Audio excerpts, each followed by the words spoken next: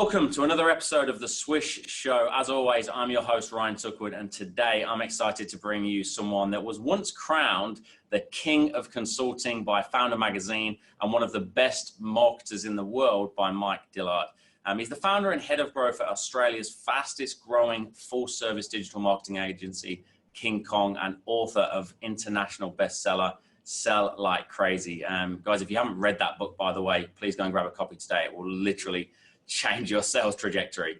Launched in 2014 out of his home, which I do believe, and completely bootstrapped, which is really inspiring as a serial entrepreneur. Digital marketing agency King Kong has grown to become a 70-plus strong team that uses true ROI and only, listen to this, only charges for success.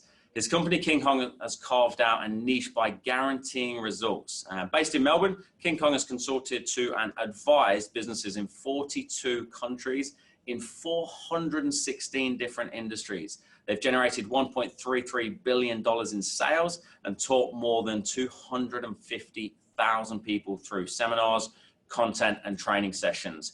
King Kong is the 17th fastest growing company in Australia across all industries and has been named the fastest growing digital marketing agency in the country by the Australian Financial Review and Deloitte. And they work with the likes of Metricon, Slater & Gordon, Nimble, Marshall White, KX Pilates, and many, many more. As I mentioned, with a team of over 70 plus, they bring in an annual revenue of more than $20 million, achieving that by applying the same methodology that King Kong teaches and implements for its clients as well. Mr. Sabri Suby, welcome, sir. How are you? I'm doing well. That was quite some intro. Thank you.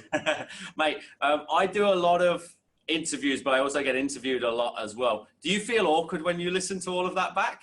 Or is it quite... It's like a G-up song, man. You're like, they're getting me all G'd up. But no, I like it. Oh, okay, this is not on my question list, but you've set me up there. When you do speak on stage and you do your keynotes and your talks and events, do you have a G-up song? Do you have a little bit of music that you listen to before you go out? Not one song. I'm definitely into hip hop. Like I listen to G-up music a lot, like just to get G'd up. Like I don't need an event to get G'd up. I try to get G'd up as much as I can. So yeah, like some pretty hardcore hip hop will get it going. That's the kind of stuff that G's me up. Okay, I'm going to stay on that for a quick second before I get you to introduce yourself in your words. Yeah. Mate, is that motion creating emotion sort of factor then? Is that something that you're big on? Does that feed through then to your team? Is there a big... Definitely, yeah. You've got to get in state, right? Like that was something that I learned when, in my first job, which was in sales, is that 7 hours on the telephone isn't always 7 hours on the telephone, right? Like, because I used to kind of break up my day into like an hour of power. And if I was at like level 10 on that hour, like I'd have so much more output. So it becomes a thing of like, your personal renewal, and managing energy, not time, right? And that's a big thing of the high performers. It's not just about time, it's about the energy that you put into those times. And anything that you do, from music to affirmations to working out, saunas, cold plunges, all of that kind of stuff, that's the things that really set up your energy base that you get to go out there and push out into the marketplace with.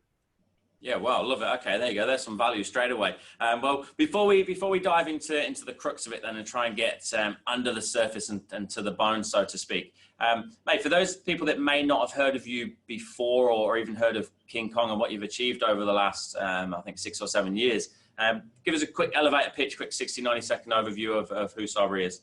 Yeah, sure. Well, look, I've been involved in building businesses ever since I was like 21 years old.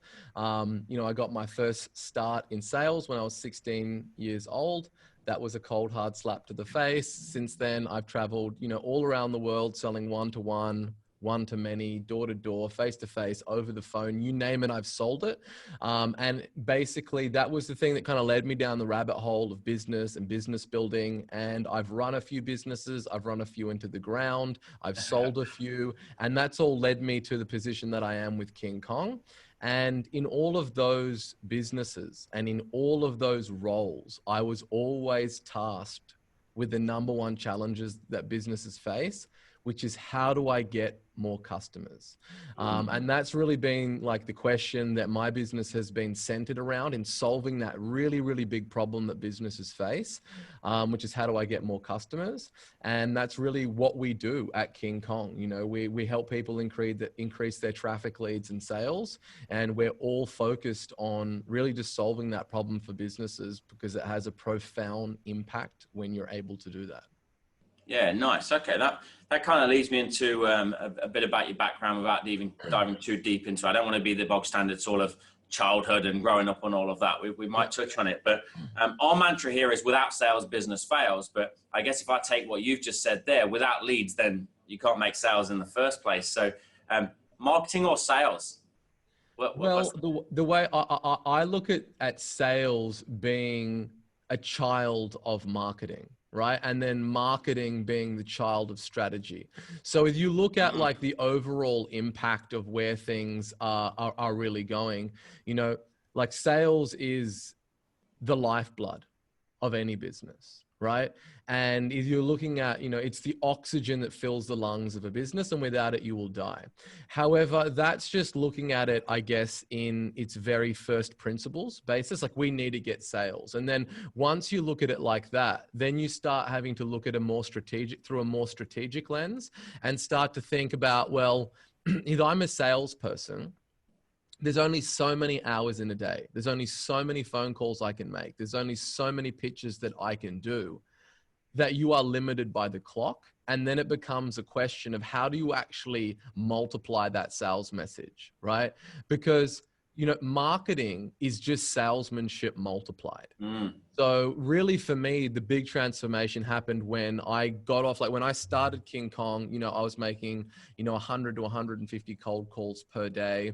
And I was doing that like 7 hours a day. And then I was fulfilling all the client work by night. And it got to a point where I was like, well, no matter what I do and how sharp my pitch gets and how good I get and how strong my follow-up game is, I'm still limited by the number of hours that there are in a day. Time is linear, right? So for me, the big, you know, trajectory change was when I basically took that sales message that I was delivering to 150 businesses a day, and I started to put that in ads and other assets that I could use to leverage and multiply that sales message. And instead of cold calling on 150 people a day, I was writing ads that would call on 150,000 people per day, right? And, you know, the question really becomes when you're looking at sales is that, you know, if you've got a team of salespeople, how do you feed those salespeople the highest quality leads that you possibly can?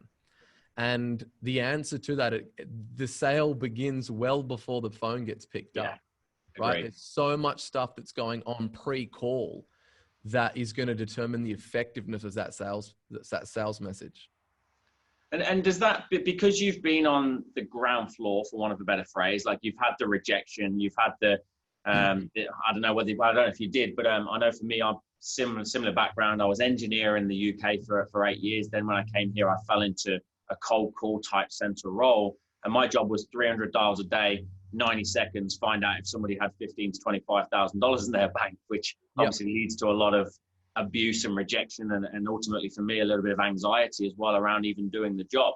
Is that an underlying like why for you? Is it like, you know how the guys feel, so you want to kind of make it as easy for them as possible with the leads that come through? Is that a conscious thought process that you have?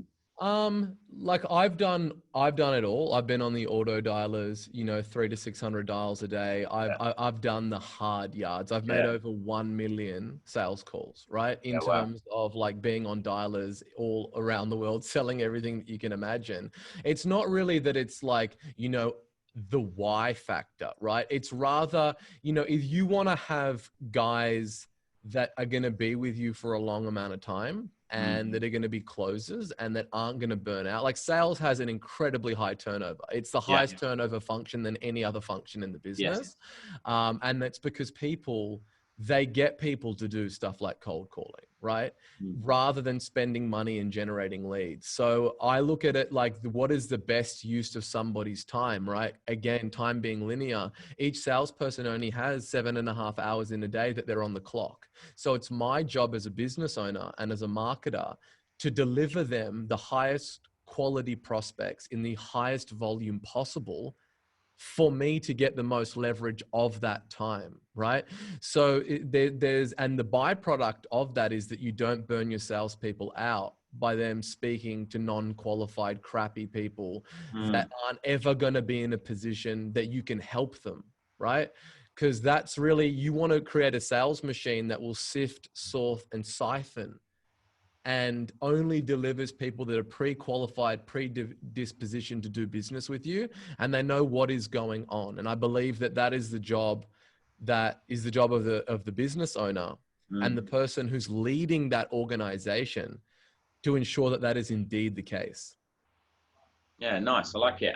So can I surmise from that then, are you a categorically matter of fact that cold calling dead? Waste of time, or No. is there still a position for it? 100%, right? Like, it's not dead and it won't ever be dead, but it's not the best use of your time, right? The way that I always look at it is either you have more time or you have more capital, right? If you have more time, then cold calling is the best thing for you to do. The moment that you have more capital than you have time, time is the only really non-renewable resource and the most valuable one. So when you have capital, you can effectively buy time.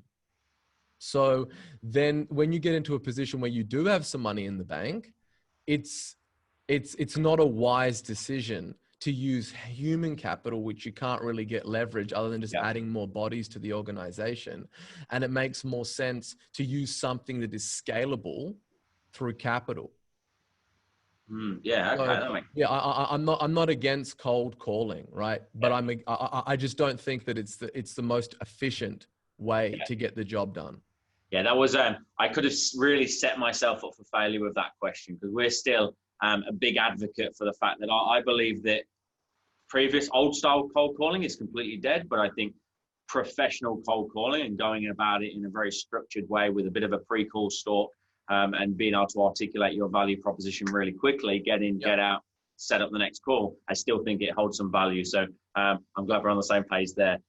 Mate, you've obviously got a very entrepreneurial mind, and you've started multiple businesses. You're very open in saying that you've scaled a lot, but you've run a lot you've run a few into the ground as well. Where does that come from? Because I'm still on the fence of whether an entrepreneur is born or made. Where do you sit on that argument?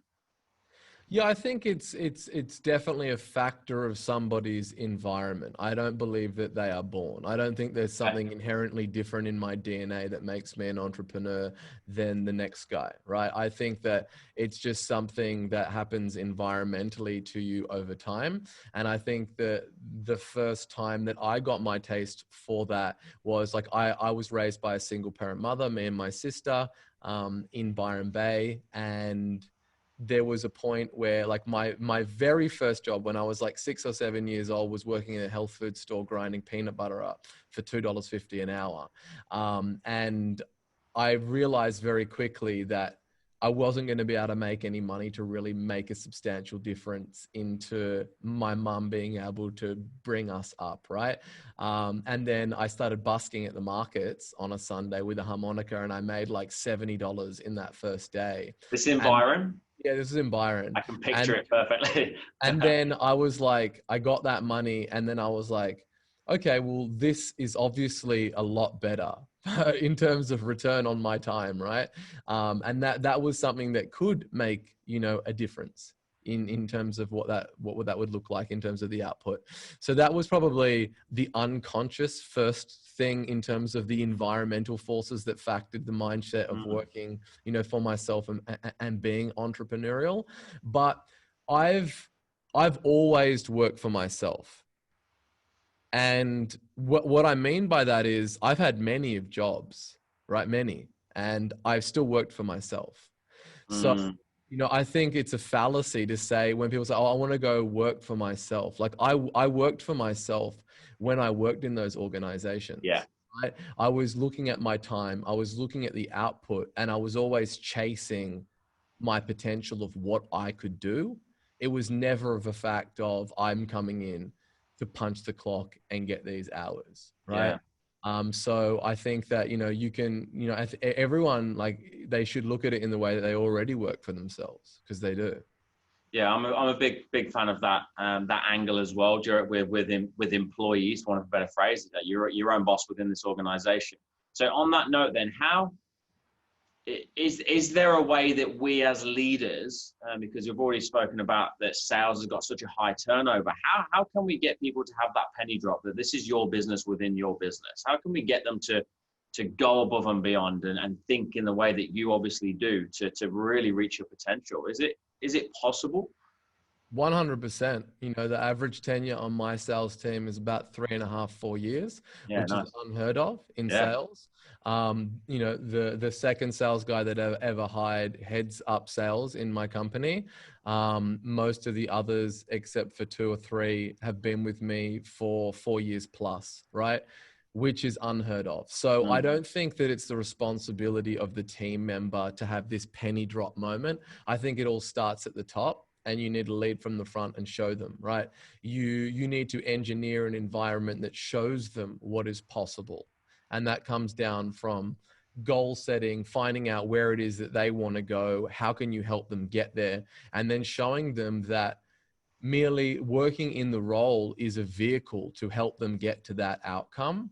It's not working in the role, right? If you're not willing to do whatever it takes in the role that you have right now, you will never be willing to do whatever it takes yeah, wherever you go, right? So it's a conscious decision that you need to make. How great do you want to be? And it starts from right now. It doesn't start from, oh, the pastures are going to be greener on the other side, or let me go here, or let me go work at this place. And it's this never ending pursuit of like greener grass that is like a fallacy, right? It's like yeah, reaching the horizon. It never comes. And more so, it's about looking at where is it that you're trying to get to, and who is the person that you would need to become in order to get to that. And then basically build a vision and a life that's in line with that long-term outcome that you're trying to shoot for, and understand that whatever you're doing, it's a sales role, it's just a vehicle for you to get to that place that you want to get to. You don't need another vehicle to jump in to get there. yeah. You just need to do whatever it takes in this vehicle in order to get there. Yeah, beautiful. Okay. And then on that note, then, if I'm going to take that a little bit more on a granular level, what do you do practically within the workplace with your team? Like, you've got, like I say, 70 plus staff. We're fortunate that in 2018 it was well publicized. We went on Shark Tank, and we've got the likes of Glenn Richards, who's invested in our business, and he's got 6,000 staff. And it's always a question that I'm trying to understand is, how do you create that or keep that culture as it grows? Are you still hands-on? You're still a presence every single day. They see you, you know all of your staff, and you find out their individual goals. Are you still realistically able to do that? No, I'm not. So basically, like, I have a general manager who looks after the day-to-day of the actual business. My job is to grow the business. It's not to focus on what I'm doing this month or this quarter, but what I'm doing this month or this quarter next year. Okay. And kind of bigger picture. However, in saying that, I meet with all the teams in my company like every fortnight and have that face-to-face contact. I'm definitely, you know, in closer contact with the sales team Sure. that I meet every week, and like the goal setting, all of that kind of stuff. It's definitely a little bit more present on the sales team, purely because it's a role that faces much more adversity than any other role in any organization, is being on the cold face front line, speaking with customers and trying to convert strangers into clients. There is a reason why salespeople are the highest paid people on the planet, is because it is an incredibly difficult role, and it is, an emotional marathon, and you need to be able to manage your emotions, your energy, and everything like that. Therefore, I look at sales being the tip of the spear of any organization. You know, sales cures all. If you don't have sales, there is no team, there is no clients, there is no building, there is no culture, there's nothing. If you don't have customers, then you have no money to hire people and do all of those things. So look, culture is an incredibly important thing to our organization. You know, I'm still doing last round interviews for anyone that comes into the company to control that culture, because it is something that is incredibly, incredibly important. Yeah. Okay. Nice. And you referenced customers just there as well. And one thing that really hit me when I read Sell Like Crazy was you said that customers don't care about you; they only care about themselves. Obviously, maybe not word for word like that, but that was the message, right? So stop selling your product, stop selling your business. Just talk to their pain, right? Are there any sort of obvious buying behaviors that you've seen? Is that changing at all? Do you think people do care about more about businesses and personal brand? I know you're big on that as well, that more than they did before, or are we still, let's just talk to their pain and offer the solution?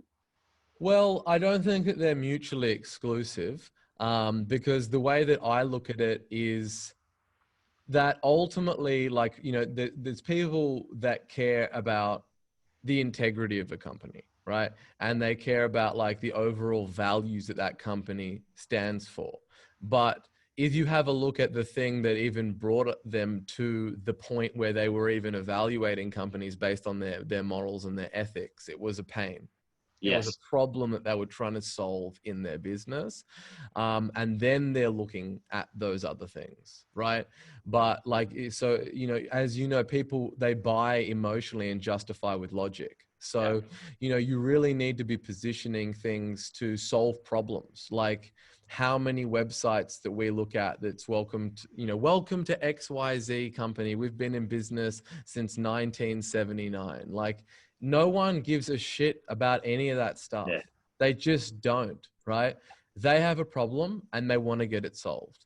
And then there's other factors that do come into it, like the underlying values and ethics of that company, but it still all starts with a problem.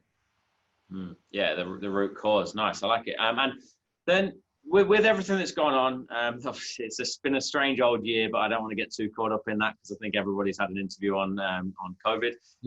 What does the future of business look like for you in general? Obviously, a lot of it's going digital. 99% of our training is now done via Zoom, and we've been doing it for 4 years, but all of a sudden everybody's just changed.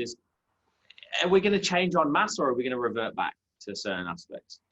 Look, there's going to be a bit of a bounce back effect, but if anything, COVID's just shown people like what is possible to be done digitally. I see the future of business just being, you know, direct to consumer, direct to brand, being a lot more middlemen being removed from the equation. And people are going to want to have those one-to-one communications with people. And like, thanks to the internet, that's removed all those traditional barriers that you typically could not go and do that. Like even you mentioned for you, what percentage is done via Zoom? About 95% of our training is now Zoom training. Yeah. And it's like, if you were running like the old circuit of all like the old school sales trainers, the Tom Hopkins, the Zig Ziglar and all that kind of stuff, like you literally need to book out seminars. There's all like, and conference rooms and do a crazy rack up thousands of kilometers on your body, traveling all over the world, training people. Right. And ultimately still selling time for money. And what you're obviously, you know, when you can start to move to a digital component, and you can have it so you're able to deliver that value digitally, and it doesn't matter if you train 100 people a month or you train 100,000 people a month, you know, it's you're still delivering the outcome for your clients. Yeah. But you're not selling your time. Yeah, 100%. Well, I mean, that's exactly been our journey. We were previously traveling. I'd be on a plane every 2 or 3 days, which is my wife's dismay. I've got, I know you got 2 young daughters. I do. Yep. Yeah. I've got a 2-year-old boy. I got another one on the way, another boy 3 weeks today. So awesome. Congrats. Yeah, cheers, man. So in that respect, for me now, not having to jump on a plane every couple of days and be away for a day or two is a beautiful sort of progression in my career, because it gives me more of that balance, which I'm going to get to in a second. But there was something that you referenced a minute ago. You spoke about a couple of old school trainers. Now, I believe you've also gone through the Tom Hopkins, Zig Ziglar, Brian Tracy, maybe Ron Willingham. I'm not sure if you did integrity selling with him as well. So we've got a bit of an overlap there in some of the trainers that we've studied, but I'm always interested in, is there a standout sort of either mentor or direct coach for you that you've had over the years? No, there really hasn't been. You know, my mentors are always predominantly, I've gotten them from books, and, you know, learning that way through people. It's never been like a direct mentor to mentee relationship in my life. I've always gone to different books, other areas of training on different areas to improve, right? So there hasn't been like one standout person that I've mentored under or anything like that. It's, you know, a lot of the stuff as well that I have learned and I have tried hasn't worked. And a lot of the stuff that I have done is by being on the front lines in the cold face, figuring this stuff out via trial and error, even though I wish that wasn't the case, because, you know, learning firsthand is, you know, it's not wise when you can learn from other people's mistakes. But that journey really was for me when I tried a lot of stuff that was out there. And like, you know, a lot of the content that is out there is like over the top, like American car salespeople, right? And a lot of that isn't like, it's smaller, more transactional sales. Someone comes into the lot, you're closing them. Like, you know, when you start to look at multi-touch, longer form sales cycles with multiple different stakeholders, it's a different game. Yes. Right. It's not that normal stuff. Like, you need to know how to follow up over months on end, not burn people, not push people, provide value throughout that sales process. So a lot of the traditional information that was out there didn't serve me, right? Unless I was selling like $30 per month line rentals. It wasn't applicable once you get further up the chain. Spot on. Like we talk about that a lot, right? I think the Google zero moment of truth is, and you know this better than me, that it's what 20 plus touch points now before somebody sees you as a trustworthy person or business that I want to do business with. So you do business all around the world, right? Or you have done. Mate, what's the difference between the Australian market and overseas? And if we look at America specifically, that's somewhere we've just been tapping into recently as well. Different buying behaviors. What should we be looking out for if we are looking overseas?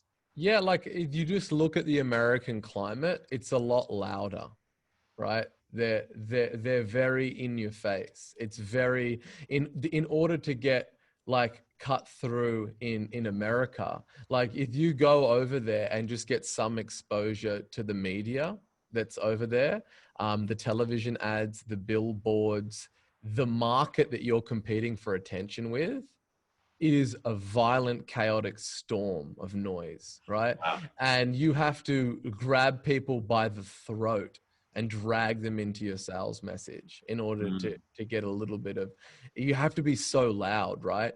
By contrast, that doesn't work as well in Australia. Now, I'm not saying that all the strategies that the American trainers go over don't work in Australia, but a lot of it is very over the top, right?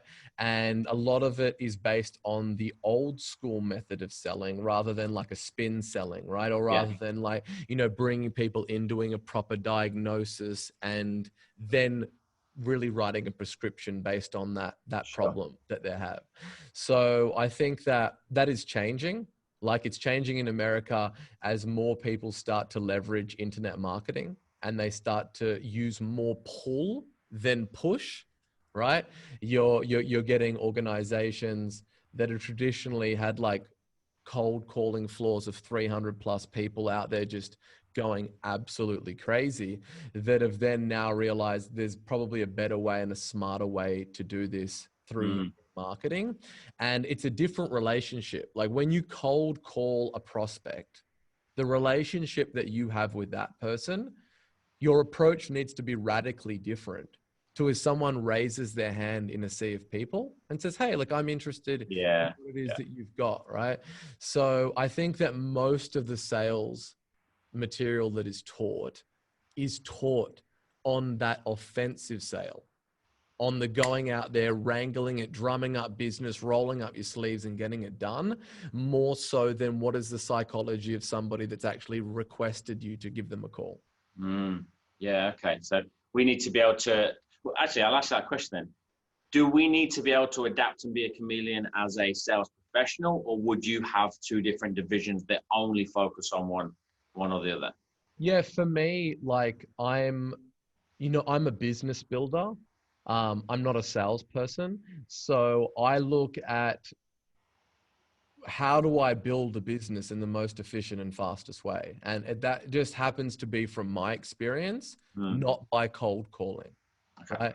When I stopped cold calling and I took that sales message and I multiplied it is when my business exploded, right? However, I would not even be in a position to explode my business if it wasn't for cold calling, right? So I don't look at having a division in my company that would be a cold calling arm. Yeah. Right? I look at, I'm a marketer. I'm teaching my clients how to generate an unlimited supply of highly qualified leads that are predispositioned to want to do business with you. I better know how to do that at unlimited scale for my own business. Yeah, that makes sense. Okay, and you started, I think it was the same year as this, 2014. Is that right, King Kong? Yeah. The growth has been phenomenal and obviously inspiring as well to watch from afar. Was there a pivotal moment, 1, 2, 3, 4 years in, maybe early this year, I don't know, where you've gone, this is going, right? This is going to absolutely fly. And then you just double, triple down and just went all in on this business? Because obviously you got quite a bit of experience with business building, which is a phrase I like. Was there a moment where you just knew that this is the one? Multiple different ascension points in climbing, in summiting the mountain, right?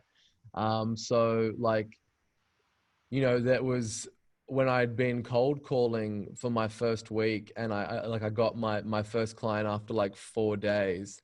Was this bedroom, by the way? It was. Yeah, amazing. In my bedroom, loaded up my VoIP with $30 and just started jamming. And when I did that and I got my first client, I was like, oh, awesome. This is excellent. Right. And then when I got to the point where I had enough money to deploy on marketing and I ran a campaign and I saw all the leads flood in, I was like, oh, okay, awesome. Then when you get your salesperson and you see your first salesperson make their first sale, you're like, oh, wow, it's not just me. Someone else can do it. Yeah. And then you get the second one and then they can start closing deals. So there's been multiple different points, in summiting the mountain, and then you get up to the summit and then you realize that there's a bigger mountain right behind it. So there are multiple different points along the way. There's not one pivotal, like clouds parting, angels singing, so to speak, moment. That'd be nice, wouldn't it? Flip that on his head then, because I'm sure we've been there. How many, or is there multiple as well, points where you've gone, I'm over this. I'm going to change direction again. Has there been any sort of crisis points that stand out for you? No, there hasn't. Not in this business. Because I was bitten by this shiny object syndrome earlier on in my career, and I still see it so prevalent in the business community now. Like if you have any friends that have businesses, when you get together, everyone's talking about how each other's businesses are easier to run, and I've got all these problems and your business looks great, right? And they're all it's just like team members always looking for like the grass is greener in some other opportunity or some other role. It's the same thing with business owners, and they're always looking for the easier, simpler, less hassle way to get to where it is that they want to go. I've got news for you. It does not exist. Right? If you're not willing to do whatever it takes in the business that you have right now, you're not going to be willing to do whatever it takes in another business. Yeah. And if you learn anything being an entrepreneur, is that you must do whatever it takes to get the job done, right? And it's that constant pursuit of running through walls and chewing through problems and solving very complex problems that leads you to like the outcome that you want. Do I have days that are low days that I feel bad? Of course I do. Everybody does, right?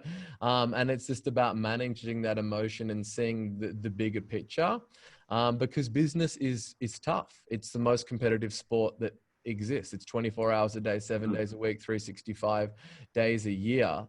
There's someone out there literally trying to take your livelihood, trying to steal your employees, take away your customers, and take you out of business, right? So you really need to have the wherewithal to be able to withstand the hottest fires. Yeah, nice. Okay, delve deeper into that for me for a quick second then, with your managing your emotions, right? That's a phrase that we hear a lot, and in all honesty, something I really struggled with in the early stages of business. I started my first business, this business, at the age of 30. I'm 38 now and had none before. So I didn't know what to do, blag the first couple of years, as most of us do. And you don't know what the ups and downs are going to feel like. So how do you, and do you have a process of managing your emotions on a day-to-day basis? Yeah, I think it all comes down to your routines, right? Everyone, like if you see our growth story, or I do podcasts and interviews, people are like, oh, like, you must be so motivated. Like, it's like you got all this motivation and just to go out there and get it done.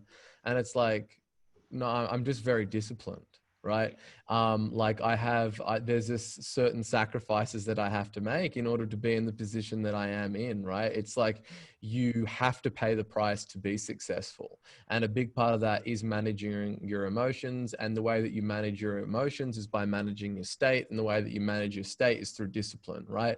Having certain things that you do that set up your day no matter what, right? Waking up before the sun comes up, exercising early in the morning, meditating, hitting the sauna, cold showers, all of those things that you do to create a habit, because, everything in life is a rhythm, and like everyone is usually like, conscious of the circadian rhythm, right? Like when the sun comes up and the sun goes down.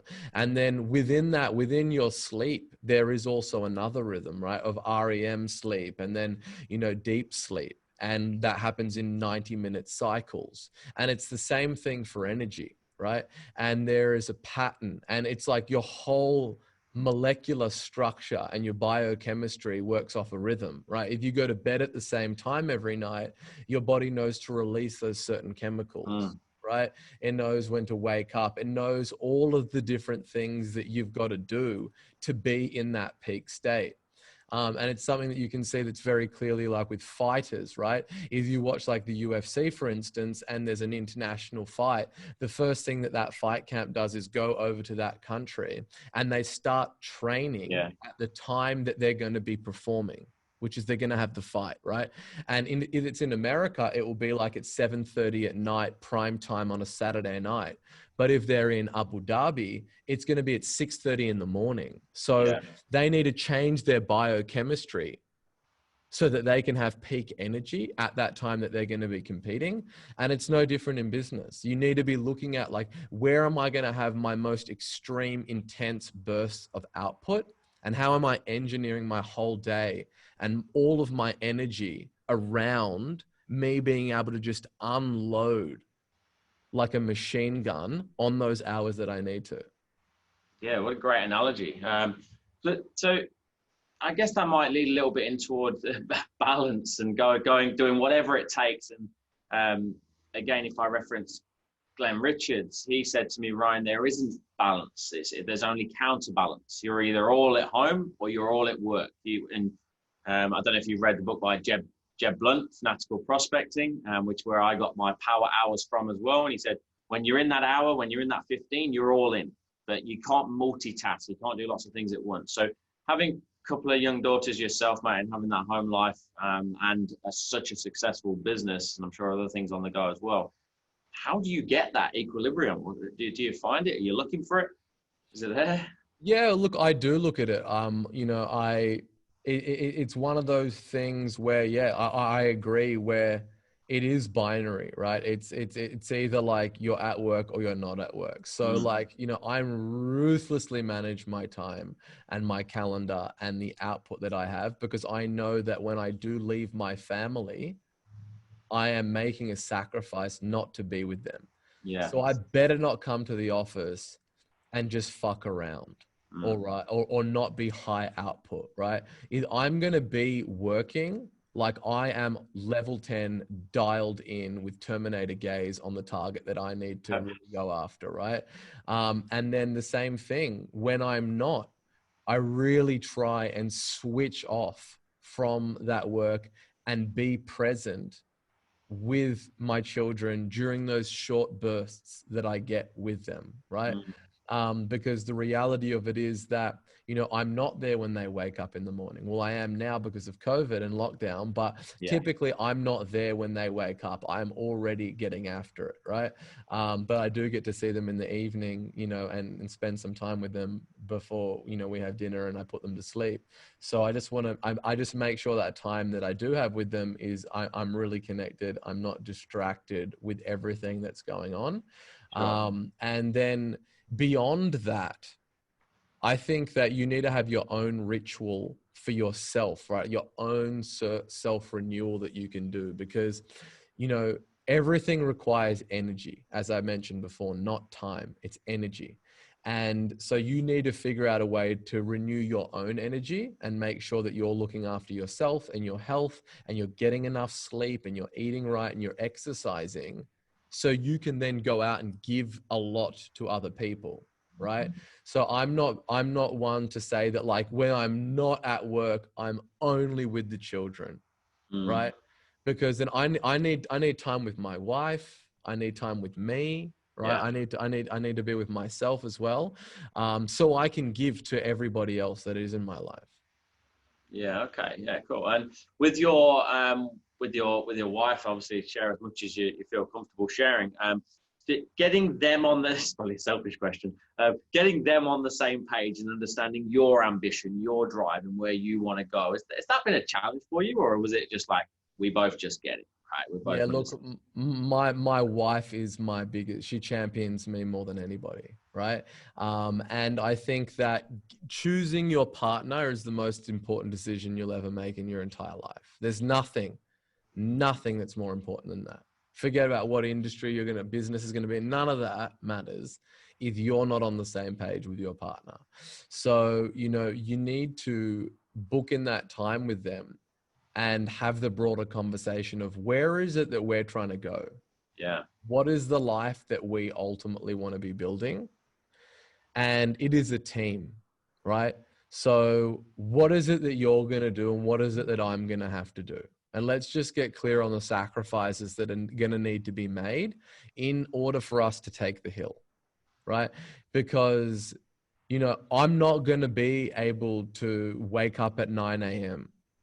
and drive the girls to school and pick them up and do all of these things if we want to have this life, or if we want to get to this location, or either I want to help this amount of people.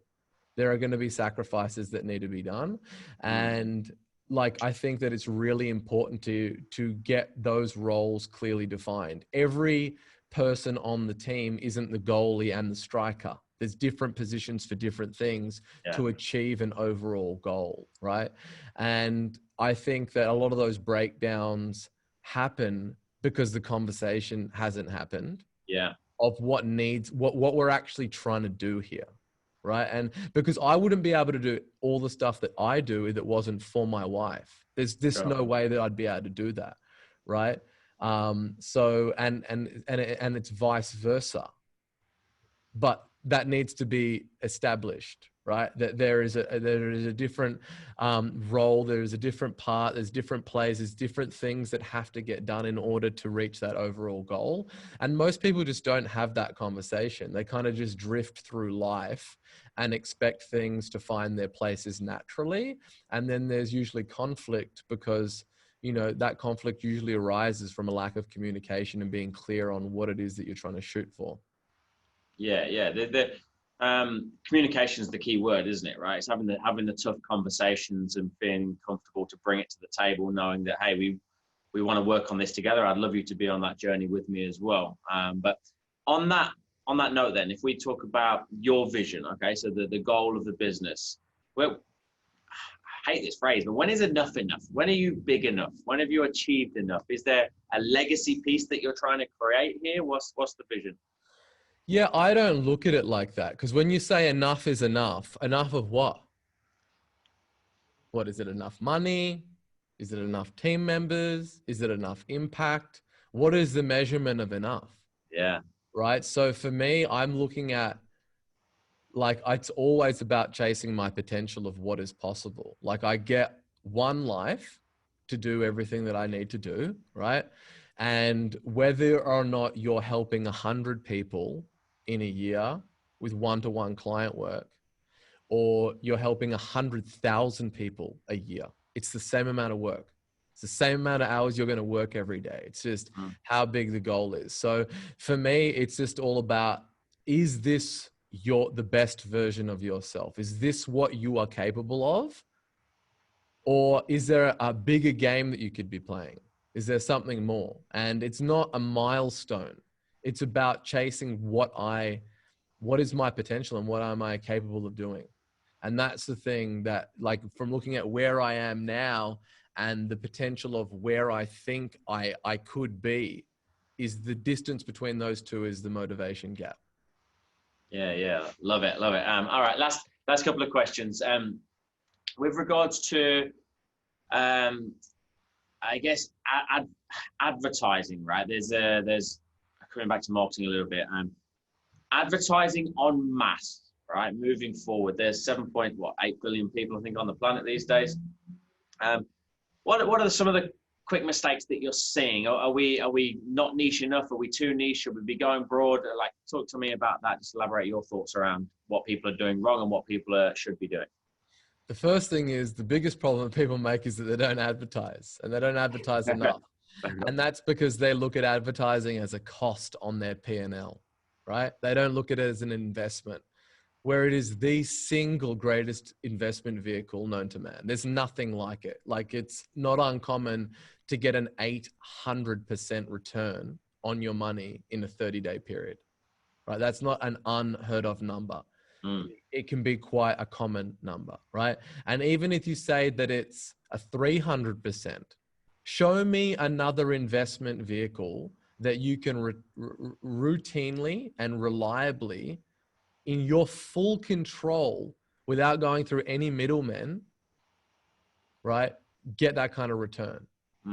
There's not a vehicle like it. So that's the first thing that most people look at. Like, they wear the fact that they don't advertising as a badge of honor, right? Like, we don't need to advertise. We get everything from word of mouth. Okay, you're broke, right? Like, because you can't build a huge monster business just off that. Yeah. Right? You need to have a way to predictably turn advertising into profit. Then, in terms of the mistakes that people make, is that people advertise with the statement merely just to project onto the marketplace that we exist and you could come buy our stuff, right? They don't really look at all the things that are in between that. Okay. Like, what is it that you would need to say to a complete stranger to get them to want to do business with you? Right. And the analogy that I always use is like taking your prospects from Tinder to Netflix and chill. Most people are doing the equivalent of walking up to complete strangers in the street and asking to marry them straight out the gate. There's no romance. There's no seduction. There's nothing that's involved in that, right? We're selling is seduction. Yeah. So realistically, you need to look at creating a sales machine that provides value to your prospects in advance of them ever having the chance to buy from you. Because otherwise it's just a wasted opportunity, because there's so many people that you're going to come into contact with your advertising, right? And it's basically like dead circulation unless you're providing value. There's only ever going to be a small slither of people that do business with you. Yeah. Right? Regardless of whether or not you provide value, that's still going to be the case.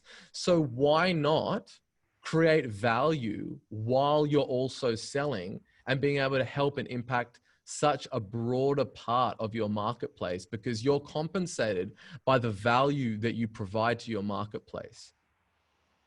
And I think that that's the biggest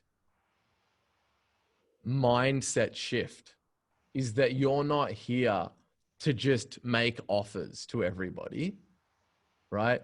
You're here to provide value to your marketplace, and you will be compensated in direct proportion to the amount of value that you do provide to your marketplace. Yeah, okay. And then once you've got them through the door, then you also say that a compelling offer is more appealing than a convincing argument. Elaborate on that for me. Well, like if you have a look at what most people are doing, they're making offers that are very resistible. Everyone can resist them. And you need to have extremely talented salespeople that are as sharp as samurai swords in order to be able to convince people to do business with you. You named your script The Samurai, did you know? I did. Yeah. And the Godfather offer. Yeah. And so, you know, it is much more compelling to have an offer that pulls people in like moths to a flame than it is to try and convince somebody, because skepticism is so rampant out there in the marketplace. Everybody's already heard the promises that you're making them. Everyone's been promised the solution before. So how do you make an offer that is so irresistible that your prospects would crawl across crushed glass to get their hands on, right? That is so compelling that only a lunatic would be able to refuse them. And that's where my strategy called the Godfather offer, which to make offers to people that are so good that they can't refuse them. And when you do that, because if you look at it even just by like the unit economics and the logical case and the rational case behind it, you know, if you're, you know, spending X amount of dollars on advertising, and then you're generating leads, and then you're converting customers, or even if you're going through the cold calling route, you're paying someone, you know, an hourly rate to go out there and cold call prospects.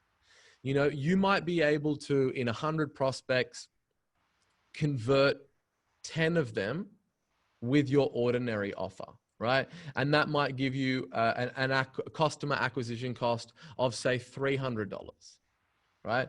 Where if you were making an irresistible offer, instead of getting 10, you might be able to get 30 at a customer acquisition cost of $100, right? What would you rather do? Right? So that's really like, you need to look at it through that lens, as well as, you know, you need to have something that is going to compel a larger percentage of people to want to do business with you. And when you do that, you're obviously impacting more people. There's more people talking about you, and then the organic growth should happen naturally, right? Correct. Yeah. Okay. Easy. Mate, I just want to say firstly, thank you so much for your time. I know you're super busy. I think there'll be 10, 20, 30 nuggets of gold in there for everybody listening. Final question for everybody that wants to connect with you or find out more about King Kong and how you might be able to help them. And what's the easiest way to connect with you guys? Yeah, I'd say the best step is to probably go check out my book. You can go to selllikecrazy.com/free. I'll send it out to you for free. Just help me out with the shipping and handling.